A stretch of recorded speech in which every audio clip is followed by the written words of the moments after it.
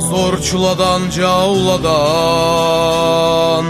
köp ömürlen Allah'la saklangan,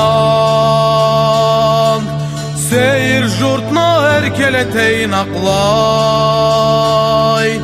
Biz yaşaybız Malqarbla Qaraçay. Bu dünyanı can deti dep atalgan, tau jeri biz maqtavla aytılgan. Sularыбыз tamam kümüş belbao, Uvançыбыз eki başlı Mingitau. Qaraçayım, Balqarım, eki bizda eki uçar kanatım. Bir milletten yaratılgan eki halk, çok durabız bir-birge bolup can. Bir milletten yaratılgan eki halk, çok durabız bir-birge bolup can. Tamadanı sıyla borun bergellem, Tışırunu ana kaçını körgellem. Artlarыбыз tüz onolu kelbetlim, Jaş tölübüz tavnamızlı adetlim. Kıyın günde şokun tengin satmağan, Başkalığa saut alıp çapmağan, Düzlük yolda teng atlağan egizlim. Zorluğa çu sınamağız ömürde.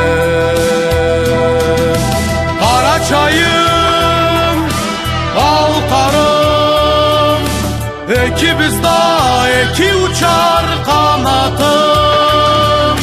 Bir milletten yaratılgan eki halk, çok durabız bir-birge bolup can. Bir milletten yaratılgan eki halk, çok durabız bir-birge bolup can.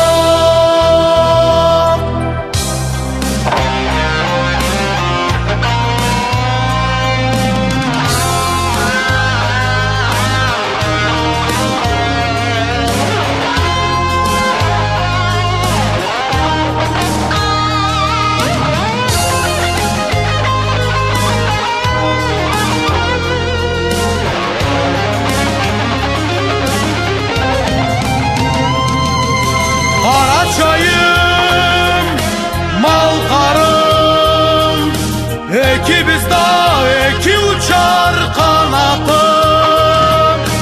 Bir milletten yaratılgan eki halk, çok durabız bir-birge bolup can.